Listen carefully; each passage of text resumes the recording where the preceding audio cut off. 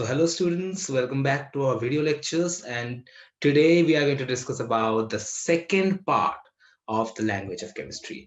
And let me tell you, this part is my favorite and this is going to be your favorite as well, because in this part we are going to discuss about all the histories of this atoms and everything, like how this atomic structure, how this entire concept of this models, atomic models came. Okay, we are just going to discuss about that. We are going to listen to so many stories, and we are going to we are going to watch so many cool videos as well. So before starting this part, I think you have gone through the previous lecture, right? And I think you don't have any doubts regarding that. Okay, we have gone through that lecture slowly, and we have discussed about each and every possible points, right? I think you have gone through the FAQs as well. Try to solve more and more questions. Okay, as you solve questions, your understanding with the chapter becomes better. Okay, got it. Now I think you have completed that part. So from now, in the last class, we have just discussed about, in the last video, we just discussed about the Dalton's atomic model, right? And I just told you in like a brief discussion, we had a brief discussion about all the, like, what is a molecule, what is an atom, what is a element, all these things, right? I think if everything is completely clear to you, right? Now, from here, now we can start, okay? Now, the first thing is, today we are going to learn the Thomson's atomic model.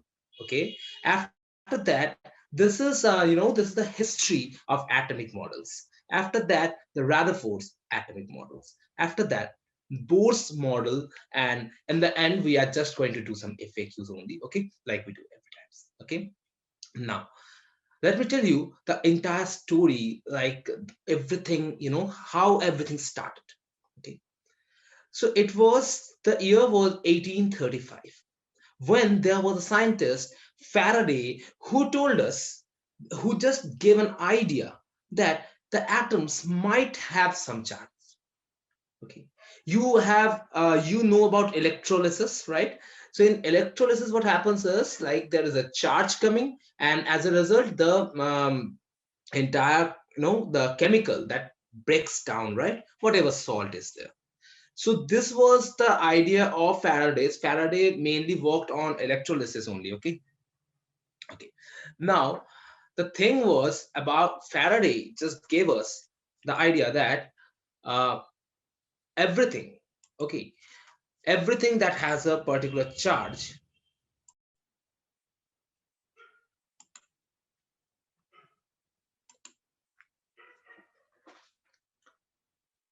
So, hello everyone, welcome back to our video classes, and I am Anik Ghosh with you. I think you have gone through the previous videos as well, right? After that, so this is the second part of languages of chemistry. Okay, I think you have gone through the first video, and there we have discussed about the atoms, the molecules, and after that, the Dalton's atomic theory, right?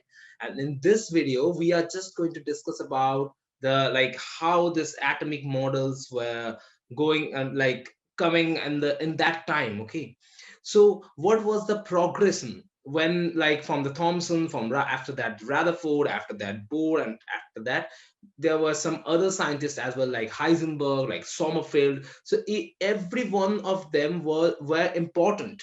Their role was important to, I ultimately give this. So from them only we got the idea about the atomic model. Okay, now today we are just going to have a, we are just going to listen to a story. Okay, we're just going to see some cool videos as well. Okay, so in today's class, it's going to be very interesting. I think I would have your complete attention. And one more thing, I think you are solving questions, right? More you solve questions, more your understanding with the chapter becomes, it gets strengthened. Okay, so for that reason, I want all of you to practice more and more questions. Okay, now this part is very important, and this is very interesting as well. This is my favorite part, and I'm going to make it your favorite as well. Now, the first thing is, today we are going to start with the Thomson's atomic model. Okay, so the time was 1897. Okay, before that, this time was 1835, when there was a scientist called Faraday, who used to, discuss about the electrolysis. So electrolysis is the phenomena like if you just flow some electricity through some like ionic compounds, right, like salts, okay, so then what would happen, they would break down, okay, they would break down into ions. So that was the initial part when Faraday got the idea that there might be some charges inside the atoms, okay. But I think you have heard about Dalton. So in the last class only, we just got to know that Dalton told us that atoms are indivisible. They are like us, you know, like a sphere only, right? So the time was 1897 when the scientist J.J. Thomson was the one who proved that there are electrons inside the atoms. Okay, just think about it. Dalton was so established at that moment, and in 1897 he proved Dalton wrong. Okay, so you know the whole scientific world was astonished, and they were thinking that what is happening now, because Dalton was the one, he was the father of this atomic structure chapter, right? Okay, I think whatever you are reading today is like, if someone asks you who was the father of this, then it was Dalton, because Dalton was the one who gave us this first idea about it. Okay, so he's proving him wrong. I think you can understand like what is the seriousness of this topic now. So the time was 1897 when Thomson proved that electrons are there. Okay, let me show you how he was able to do that. So the picture right now, you can see it over here. This is called the cathode ray tube. Okay, so there is a, we can have a detailed discussion about this as well, but the thing is we don't have the scope right now. So the thing you can see over there, that is called cathode ray tube. Okay, this was, and this entire experiment is known as CRT experiment. CRT means cathode ray tube experiment. Okay, now the thing is, this experiment was performed by so many scientists before, like Crook and all those scientists, but J.J. Thomson was the one who no entirely gave us the idea. He just interpreted everything perfectly, and finally he was the one who showed us that there are some negative particles, negative charged particles inside that. So you can see this is J.J. Thomson, and he was the one who proved that electrons are negatively charged. There are so many, you know, successive ways through which he was able to prove this. Okay, so he put some electric field, some magnetic field, everything was there, and together, like after, you know, so many experiments, finally he just came to the conclusion that there are electrons, there are particles, those are called electrons, and every electrons are charged. So there are charged particles inside the atom. Okay, but so far it was proved, it was already um, by Dalton. Okay, Dalton has already told us, he has already given us the idea that the atom is indivisible. I think you remember, atom is indivisible. This was, you know, the statement, this was a statement made by Dalton earlier, right? But the thing is, now when J.J. Thomson proved that electrons are there inside the atom, so now this has no chance to stand anymore, right? So J.J. Thomson showed us that electrons, those are called subatomic particles. Okay, so the electrons are called the subatomic particles. So this subatomic particles are there inside the atom. Okay, so as there are particles inside the atoms, for that reason we call it subatomic particles. Got it? And one more thing is, this subatomic particles are not neutral in nature, so they have a charge. This charge is negative. Okay, he proved that, he had proved that every electrons are negatively charged. Got it? Now after proving that there are electrons, there are particles, those are negatively charged, let's think about it. At 1897, when he was able to prove that there are particles called electrons, those are negatively charged inside the atom, At that moment, he was the one who also thought that if the think about it, atom is neutral, right? Atom is neutral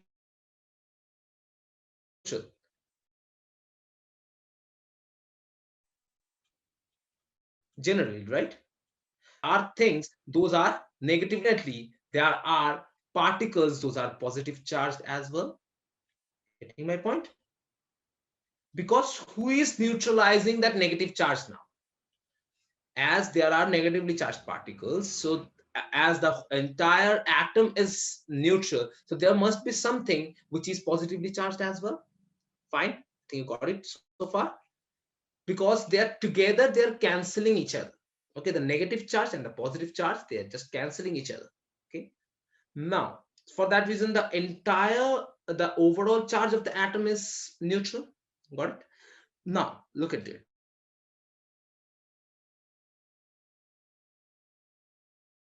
He wasn't the one who proved that there was positive charge, so he was the one who gave the idea about the positive charge. And he was so confused about it, because I have already, discovered electrons, but I am not being able to discover the positively charged particles inside that atom. Okay, and he was so frustrated as well. So it took him near about 7 years. Okay, near about 7 years to find that out. But at the end, he like gave up, and he just gave us in 1904. Okay, the time was 1904 when finally he gave us the structure, finally gave us the model of the atom.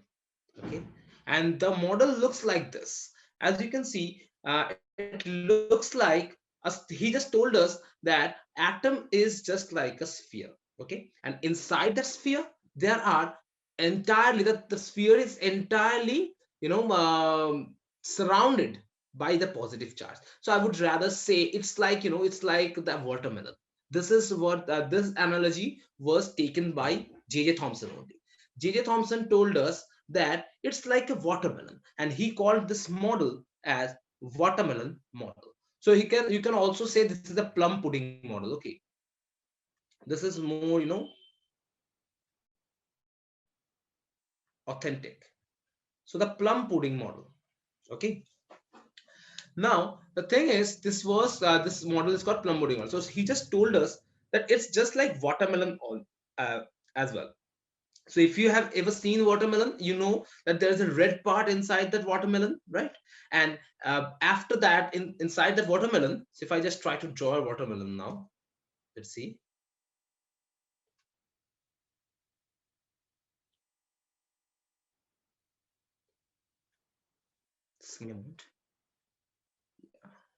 So it's like if I just try to draw it, so watermelon looks like this, right?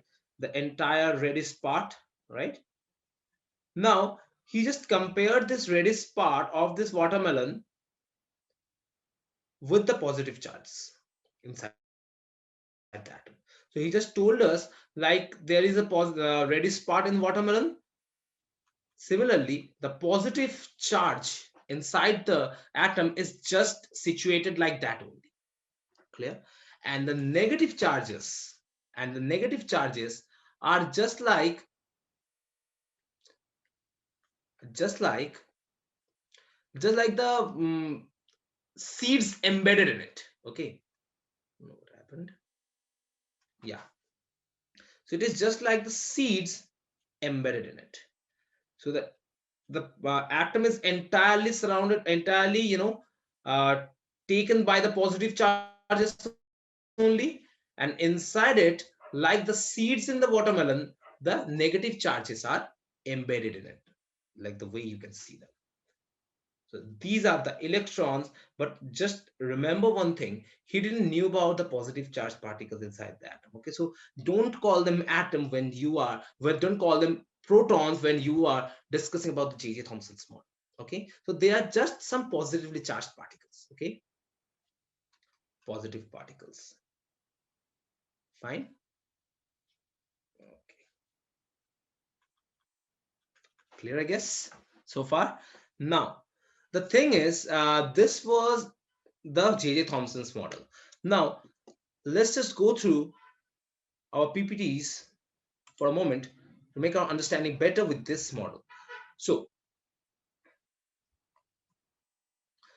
yes. So as you can see, in 1904, Thomson proposed us. In 1904, Thomson proposed the atomic model where the electrons are embedded within spherically distributed. So I think you can understand this, like the electrons are completely, like, you can concern with this picture as well. You can see how the electrons are situated like the seeds in the watermelon, and how the entirely positive charged thing is just like in like it is just embedded in the positive charged sphere only. Okay, now you can see like they are calling it, so it is called the plum pudding model. Clear? So this was the entire model of J.J. Thomson, and the year was 1904 when he finally gave us this model. And in 1906, this is the year when he got his Nobel Prize because of this, contribution. Let me tell you, J.J. Thomson was a physicist only. Okay, and he was the one who just gave us the idea about that there are subatomic particles inside the atom. Okay, so atoms are divisible, right? So that was just a matter of time when proton was discovered by Goldstein. Okay, so the experiment was all the same. Okay, just the experiment through which J.J. Thomson was able to find out electrons, that was the exactly same experiment for protons as well. So that was performed by Goldstein to find the protons. Okay, and after that, what happened is, so you can see after that, it was a matter of time when everything, like when everyone started to discover things and everyone started to, study the models of the atom. Okay. So this was now the hot topic at that moment. Everyone started, working on this part of it. Okay. So as a result, what happened? Let's see.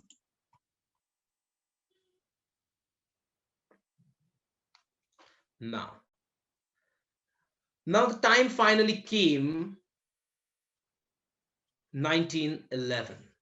So 1906, when J. Thomson got his Nobel Prize, 1904, when he gave us the model. Okay, and now just after 7 years, after when he gave his model, just after 7 years after that, what happened is there was another scientist whose name was Ernest Rutherford. Okay, so his story is also very interesting. Okay, now Rutherford came into the picture. Okay, so let me tell you, Rutherford was again another physicist. Okay, but he was not like J.J. Thomson. So J.J. Thomson was, from a very poor family. Okay, but Rutherford was not like him. Rutherford was, from a very rich family, and he used to work on radioactivity. He used to work on radioactivity. Fine.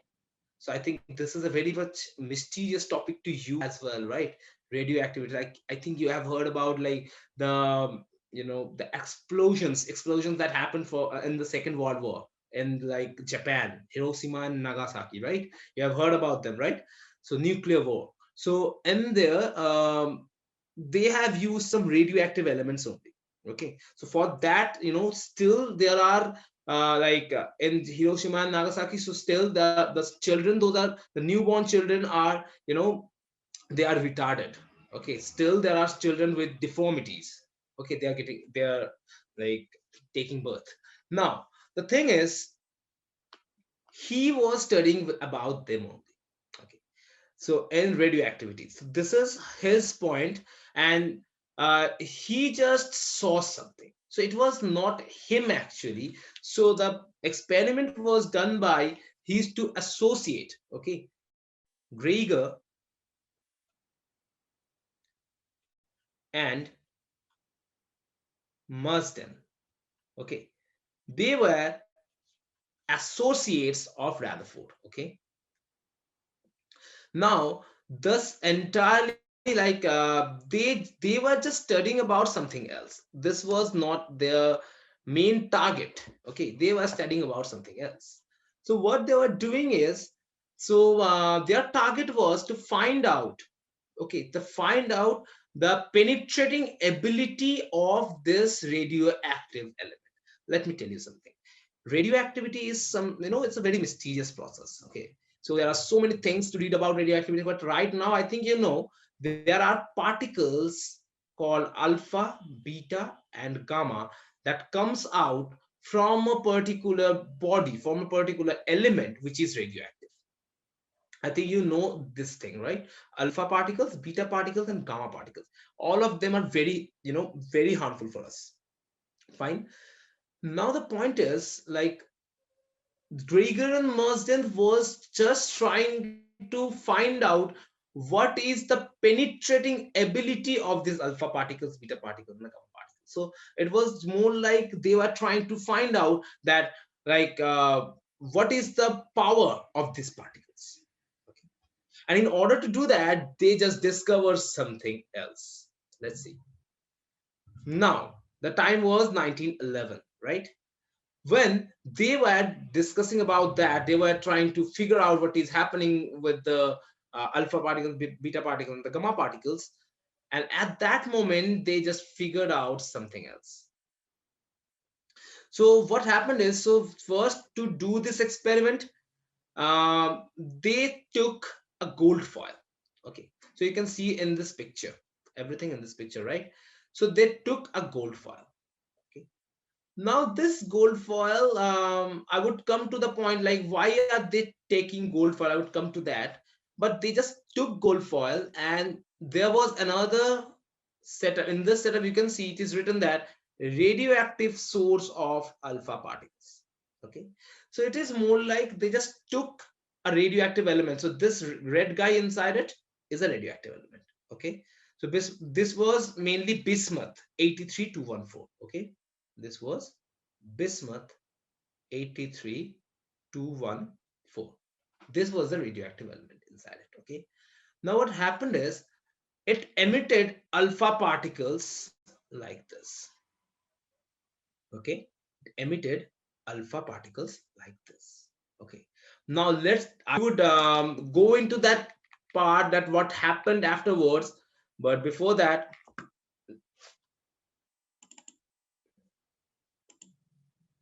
let's go for the PPTs again. Okay, so right now I'm just stopping the discussion here. So they just took something from where the alpha particles are coming. Okay, now we would see what would happen after that. Okay, now let's see.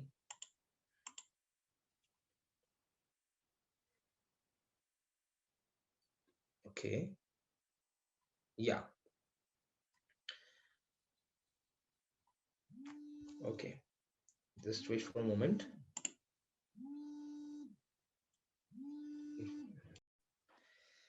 Okay, so actually I was facing some, technical issues, so I had to stop this video, and right now we are just coming back. Okay, just give me a moment.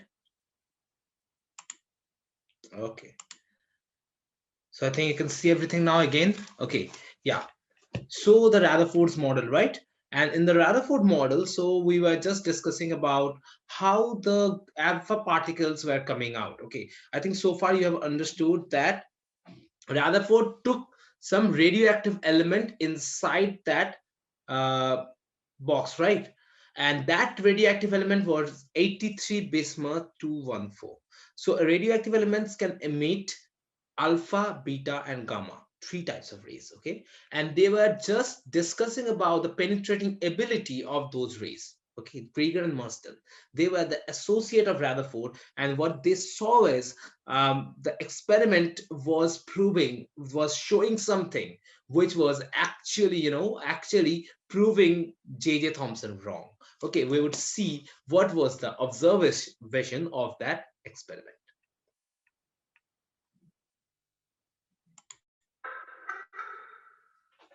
The plug pudding model of an atom was one of the most widely accepted models So you can see that they are also saying that the plum pudding model was one of the most like accepted model all over the world after J.J. Thomson proved John Dalton wrong and he gave his model. Okay, now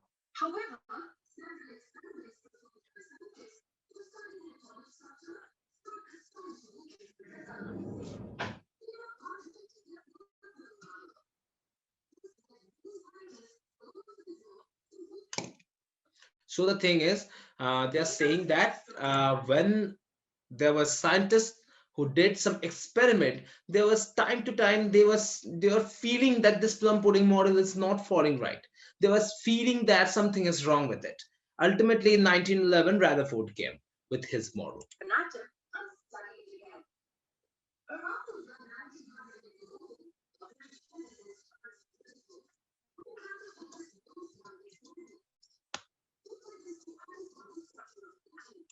So we know this experiment as gold foil experiment. Okay, the experiment done by Rutherford is known as the gold foil experiment. Why? Because I have told you that there were gold foils. I'm going to tell you why they are using gold foil there. Okay, so gold foil experiment. Okay,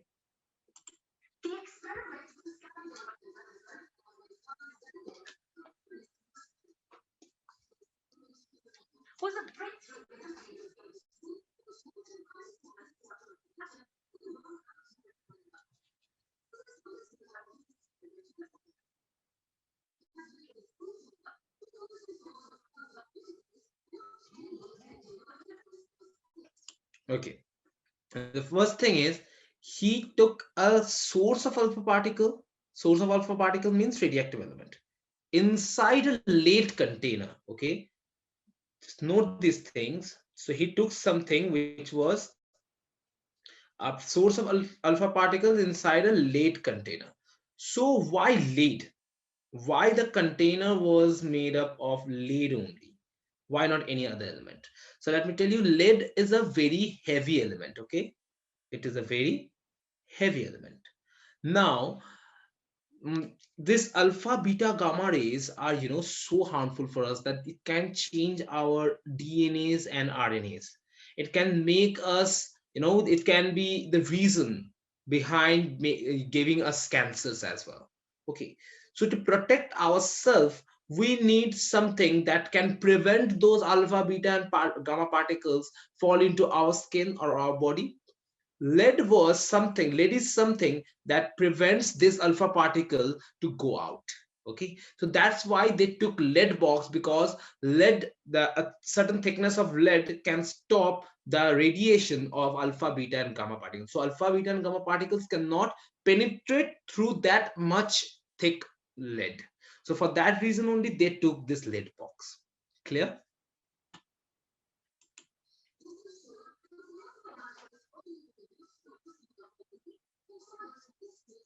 Right?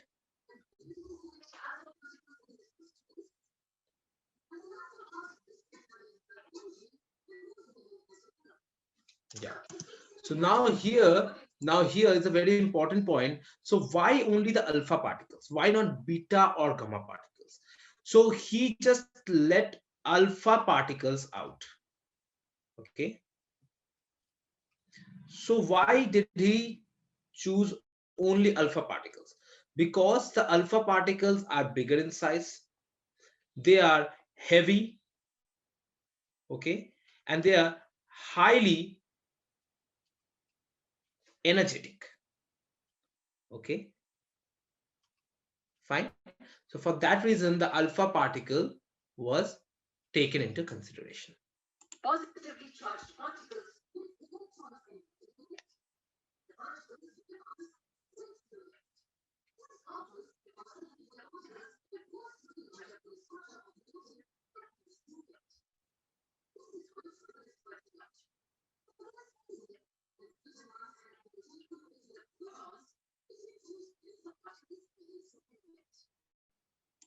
So the thing is,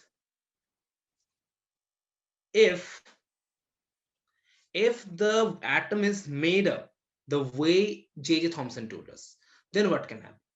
then inside that atom there is only, inside the atom, according to the J.J. Thomson model, inside the atom there are only this negative charged particles there. Clear? Now, according to J.J. Thomson, if this is the structure, then what Rutherford thought is, if he's going to throw some alpha particles through it, then what can happen? They would just go straight through it. Why? Because the electrons are having very small mass. Okay, they are not going to do anything, and the entire thing is positively charged, so there shouldn't be, if the positive charged particles are, equally distributed, then alpha particles should go straight through it. This is what J.J. Thomson thought, sorry, Rutherford thought. But let's see what was the observation after that. So I think you can see the setup. So this is the lead box. I think you can see it over here. This was the gold foil. Okay, you can see, and it is entirely surrounded by a circular thing, right? Okay, they're just going to tell you what is this.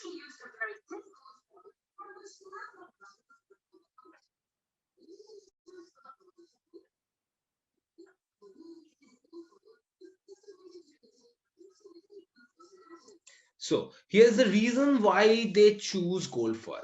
Okay, one is they tried to make the experiment with a very thin sheet. Okay, and we know that. So here is the answer: why gold? Okay, so they needed a very thin sheet, okay, to understand what is the limiting penetrating power of the alpha particle. So they chose gold because they tried to make it up to 1,000 atom thick, and we know that gold is the most malleable metal, right? Most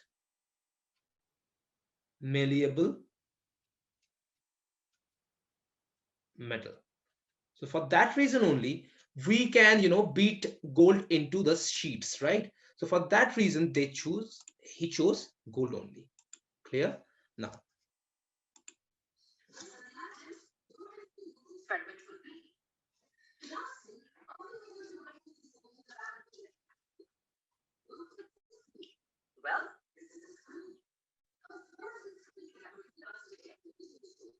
so I think you have heard this name and you can see it over here. They're saying that this circular thing is called fluorescent screen.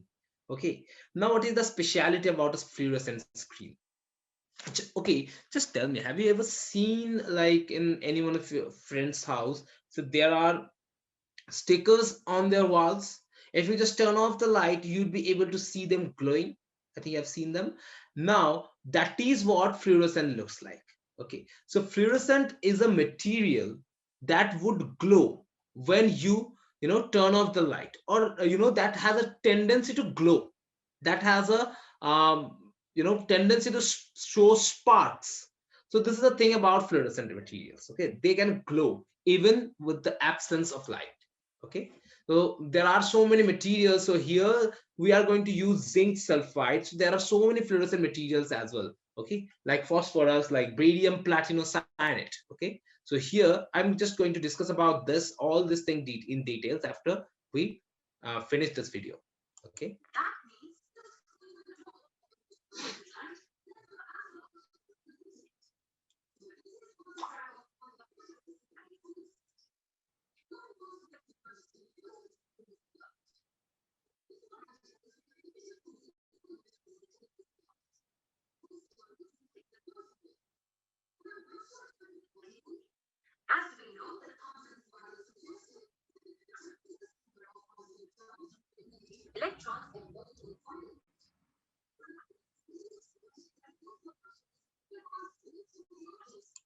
So this is what they're trying to say right now. So JJ Thomson, so according to JJ Thomson model, the alpha particles should pass right straight through the uh, like the atoms, right?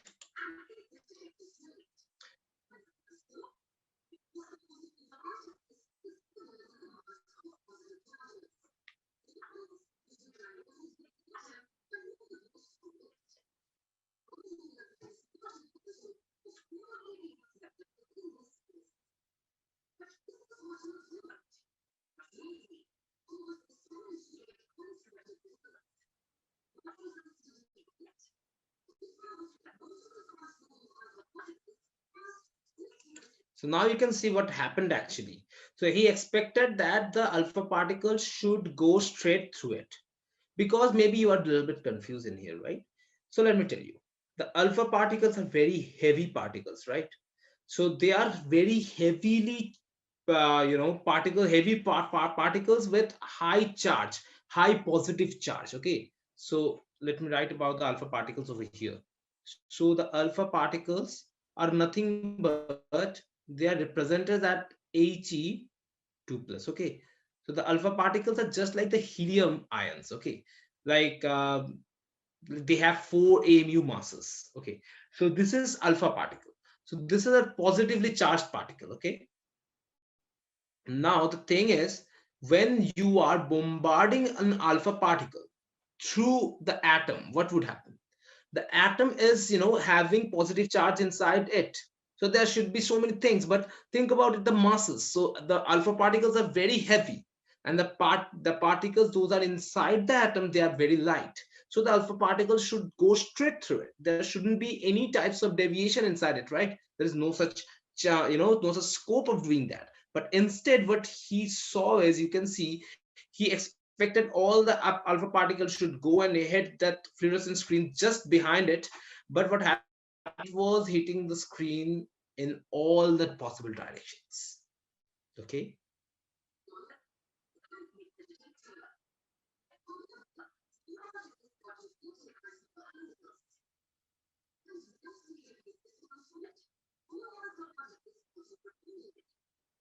so you can see some of them just came back. Okay, they just, you can see it is written rebounded particles. So some of the particles just came straight back with 180-degree angle turned. Okay, so this is going to be very interesting, right? Let's see.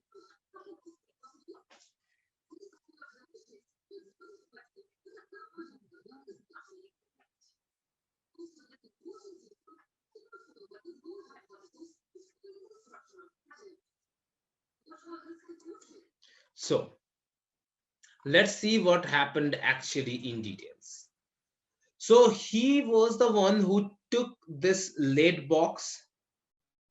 Inside that there were some particles, which one, there was a radioactive element which was emitting alpha, beta, and gamma particles, mainly alpha particles. And as a result, what is happening? So it was trying to hit a gold foil, right? Now the thing is, as it was trying to hit a gold foil, behind it there was a wall made up, which is called a fluorescent screen. You can see it written over here, fluorescent screen. So as I told you, this screen was made up of zinc sulfide, ZNS. Now he expected that all the alpha particles should go straight through it and hit it over here. But what he actually saw is the alpha particles were all over this place, right? They were hitting with all the directions. And the most astonishing fact was, some of them were just coming back. Okay. So let's see what was the experiment, and let's take a closer view in it.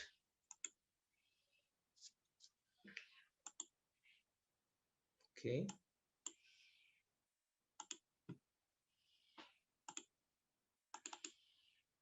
Okay, so shortly we are going to see a picture of the gold foil particles. Until and unless, I'm just going to draw the things. Okay, so this was the part from where the alpha particle emitter were radiating the alpha particles, right? Now these alpha particles were going out like this. So just give me a moment.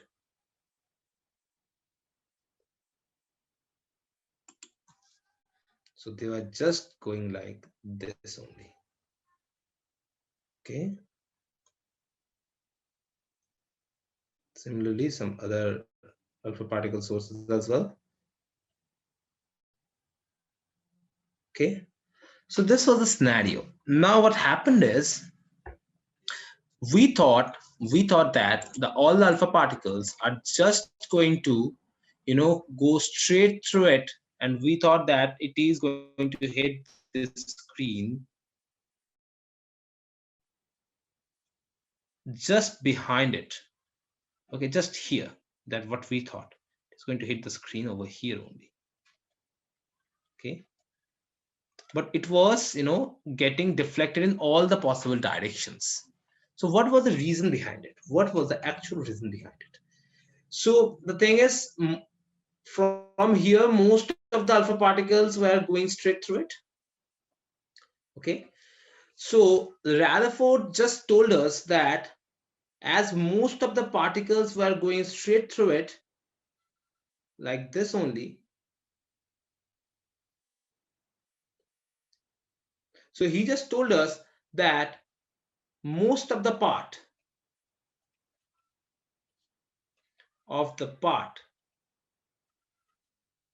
inside the atom is empty or void, whatever you want to say, either empty or void. So most of the part inside the atom is empty. Okay, now what was the observation after that? So most of them were going straight through it, but among them some of the alpha particles were getting a little bit deflected, right? So alpha particles are nothing but the positive charged source, right? Positive charged particles. They are getting deflected. What does it mean? If they are getting deflected, that means like there is something positively charged inside it. For that reason only, whenever they were going near it, they were getting deflected in different directions. Okay. And it also told us that as there was a positive charge inside it, there are some particles which were coming straight back. Okay, they were coming just straight backwards. So from here he just gave us the idea that maybe inside the atom there is a positive part which is very small. So what are the things that he told about this positive part? It is very small. Okay, he just tried to, yeah, so the positive part is very small, and he just told us that it is like, it is like the positive part is 1 lakh times smaller than the entire atom. 1 lakh time. Okay, now it is very small. Apart from that, this region is very dense as well. You can say this word. This region is very dense as well, or concentrated as well. So every like positive part inside the atom is concentrated on that small region only. Okay, not in the entire atom. Okay, so for that reason only, the alpha particles are coming straight back. Okay, so from here he just came to this conclusion that the most of the part inside the atom is empty. There is a small and dense part inside the atom which is mainly positively charged, and we call it nucleus. Okay, you know what he said? He just said that the observation was so astonishing, like I am throwing a bullet, okay, to a paper, and it is just coming back to it, not even touching the paper. So what happened is this particles were not even touching the nucleus. It was just coming back. Okay, so this was very interesting. From here only he gave that idea that this is a very dense and concentrated region. For that reason only, the alpha particle with highly positive charge, they are coming back. They are bombarded. They have a huge amount of velocity apart from that charge. So they are just coming back. So I think you can understand the amount of charge inside that small nucleus, the concentration inside the small nucleus, right? So this was all about the Rutherford's experiment and Rutherford's model. Okay, so Rutherford, what was the Rutherford model in brief? Rutherford gave us the model that J.J. Thomson was wrong. It was proved by Gregor and Marston. And in 1911, he got this. He gone through this experiment. He just told us that as most of the alpha particles were going straight through it, okay, so for that reason, maybe the atom is empty, and some of the particles are coming back. Some of the particles are getting deflected. That is because maybe there is something positive inside that atom. Okay, out of 20,000, only one atom is directly coming back. So I think you can understand how small the region is. That is why out of 20,000, one alpha particle is coming back. So I think this is the point where you can get the how small the region is actually. Okay, the nucleus is. It is 10 lakh times shorter than the radius of the atom. So if the radius of the atom is 10 to the power minus 15 meter, then it would be 10 to the power minus 10 meters. Okay, so this was about the nucleus, this was about the atom and all these things stated by Ernest Rutherford. Okay, now there came another scientist who was another physicist called Niels Bohr. Okay, so after that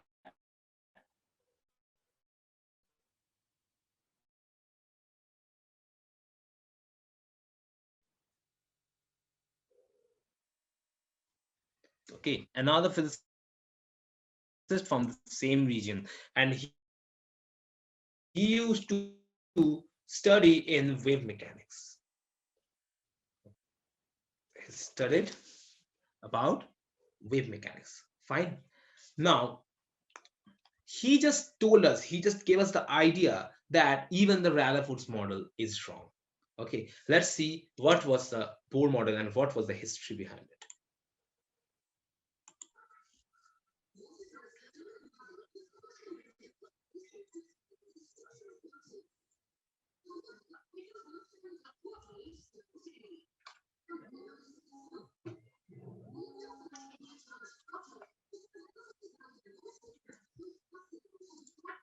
So here we are discussing about the drawback of Rutherford model. Okay, now the thing is, there was a huge drawback of Rutherford model. So the drawback was, when according to Rutherford model, okay, so the thing is, in the Rutherford model, he just told us that inside the atom there is a circular region. Like if we take the atom as a circle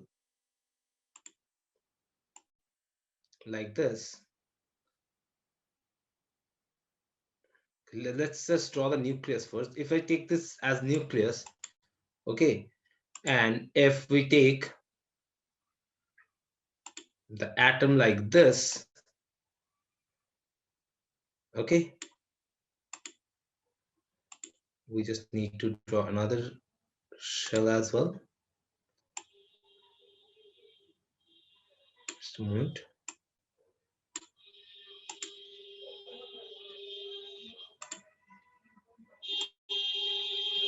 Yeah. Okay, this would work, I guess. Yeah.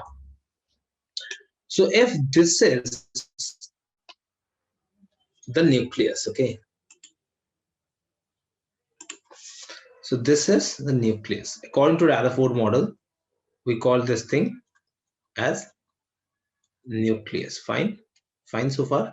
Now the thing is, if this is the nucleus, the small positive area inside that atom, this is the entire atom. Inside that atom, the charge is concentrated. It is, situated inside that. So what about the negative charge? What about the electrons? Where are they? This was the point that came up when Rutherford were about to give his model. So he just thought about it rationally. He just thought that what happens to our solar system? So there is sun in the middle. Okay, the sun has no charge. Okay, there is sun in the middle, and every atoms, every planets are revolving around it. Similarly, Rutherford thought that maybe the model is something like this, the solar system. The model, he just compared the model with the solar system only.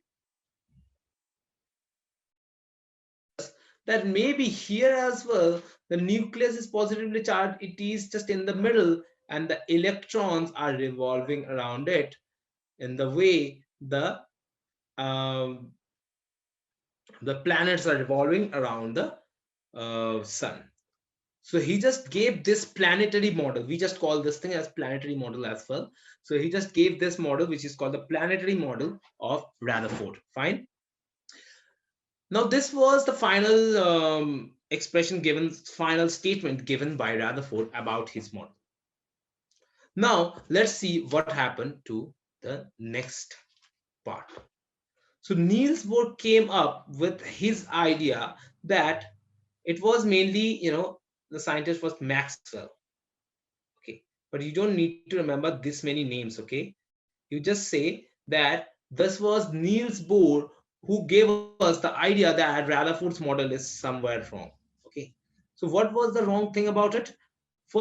First is the thing they are trying to tell you: if an electron or if a charge is moving in a circular motion, so if a charge is revolving in a circular motion,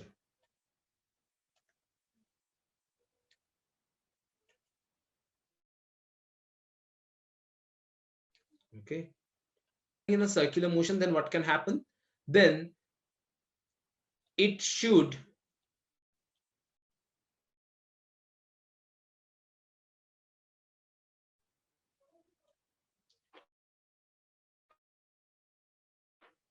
radiate energy. Was stated by Maxwell according to his theory, okay, theory of electrodynamics. Okay, he just gave us this idea that it should emit some energy, and if it starts emitting energy, then let's see what can happen. If it starts emitting energy, let's see what may happen. So this was the thing I was trying to show you at that moment. So you can see like this is how the Rutherford's model was working. Okay, you can see these are the alpha particles. They are just, some of them are just going straight through it, and some of them are getting deflected. The particles, sorry. So the particles, those were going straight to the towards the nucleus, they are just coming back. Okay, so this was the Rutherford experiment. So why he took gold and why he took lead and why it was alpha particle experiment, I think you know all about it. Now this is the thing that should happen. Okay, so classically an electron should radiate its energy away. So I think when it is moving in a circular motion, it should emit the energy. And what should happen? So the thing that you are seeing right now, it should go down, go spiraling down, and it should hit the nucleus. Okay, this is what that can happen. Now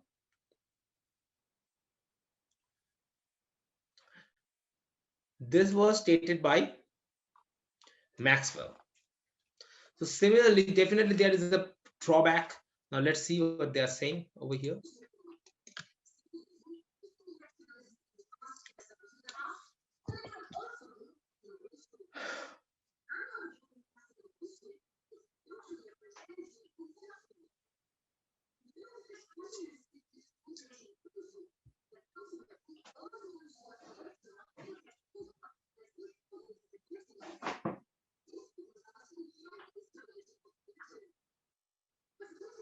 So they are saying that they are just trying to tell you that if this happens, if this spirals down and spiral down and it hits the nucleus, then what can happen?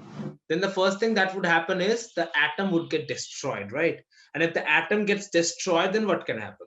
Then the atoms would not be able to, they are not there, right? They would not be stable. So that is the thing. But the atoms are stable and they are not hitting it. So revolving around the circular motion, it should radiate energy. This is the first point. It should radiate energy, and as a result it should spiral down and hit in circular motion. It should radiate energy, it should spiral down and hit the nucleus.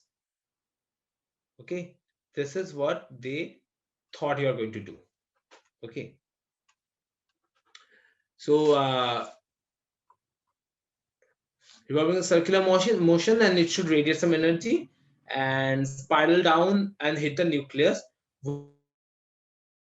within 10 to the power minus 8 seconds.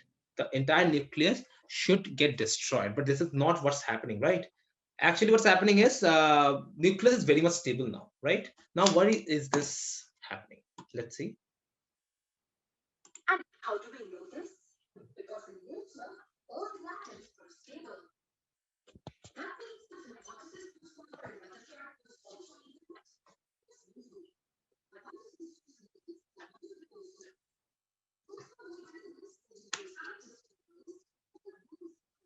So here comes the spool. Okay.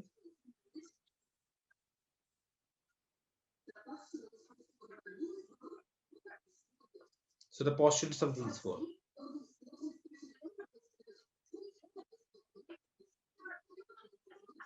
So you can see what was the first point given by Niels Bohr. The first postulates.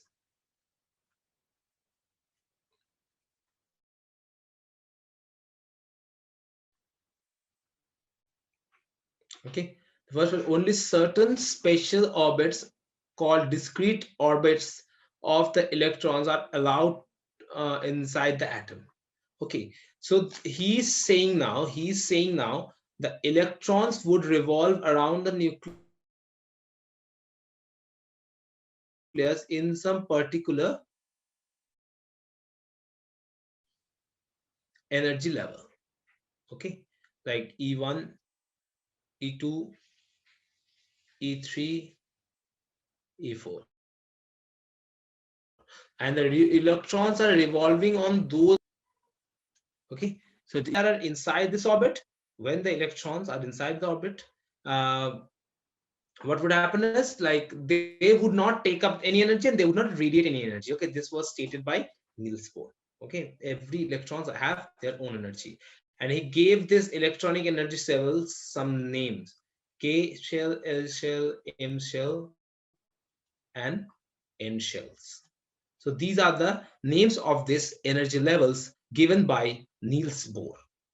Okay, so this was the Bohr's postulate regarding this things. Okay, so Rutherford was proven wrong by this method, which was, Maxwell and Bohr's together they did this thing. Okay, and apart from that, what is else? What is left here? The postulates of Bohr. So the main postulate was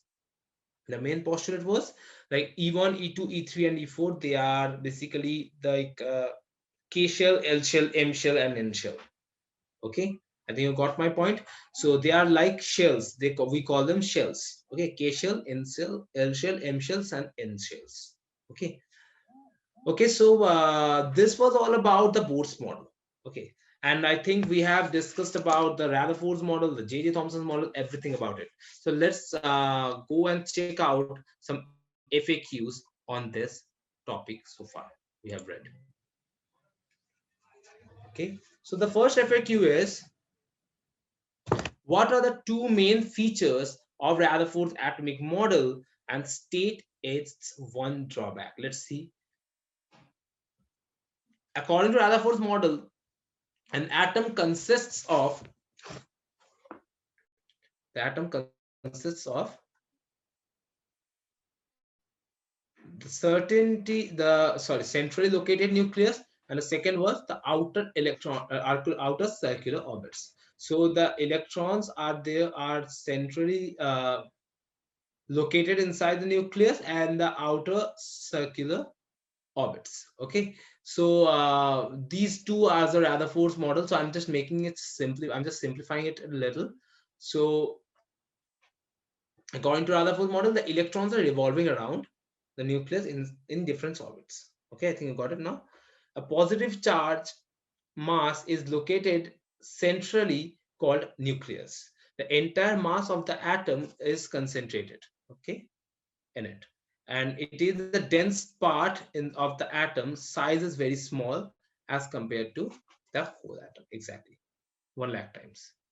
Electrons revolve around the circular orbit and it in the space available around the nucleus. Okay, so they are revolving in the circular orbits only. An atom electrically neutral, that is the number of protons and the electrons are same. This was stated by J.J. Thomson only. So this is a very basic point, so I think you can add this anywhere as well.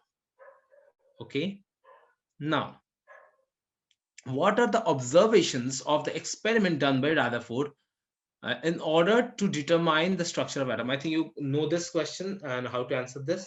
So the following things were done.